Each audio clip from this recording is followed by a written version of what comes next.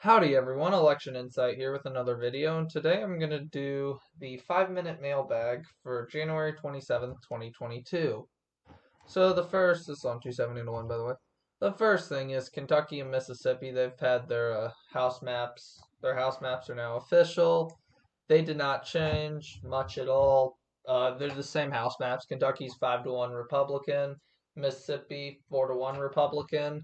Kentucky could have gone 6-0 Republican if they really wanted to gerrymander, but because of concerns of like a federal court striking him down and different things like that, they've decided to just stick 5-1 Republican.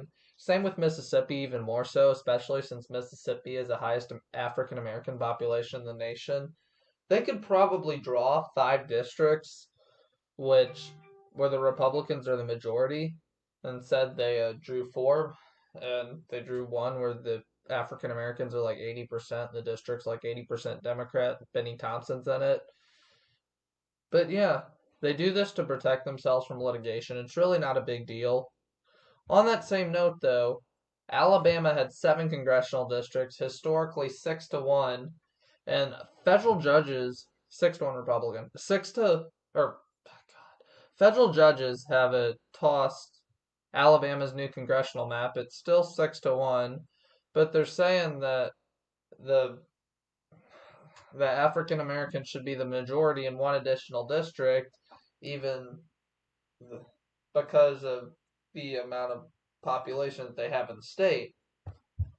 And then, on the same note of redistricting, Jim Cooper, the Democrat from Nashville, his district was cracked in redistricting. Tennessee used to have 7 Republicans and 2 Democrats in terms of their congressional representation. Now, more than likely, they'll have 8 Republicans and 1 Democrat in the new map that they drew. So Jim Cooper, the Democrat from Nashville, the city that was cracked, he decided to retire because he knew he was going to lose. So that's what politicians do often. And here's a more interesting piece. So on Tuesday, they had a special election for a small state house seat in Connecticut. You see, the last time it was contested was in 2014. The Democrat won by about a 2-1 margin. 2018, 2020, no opposition. Here's some good news for the Republicans. On Tuesday, Democrats still won that race. I'll give the Democrats that. Good job, Democrats.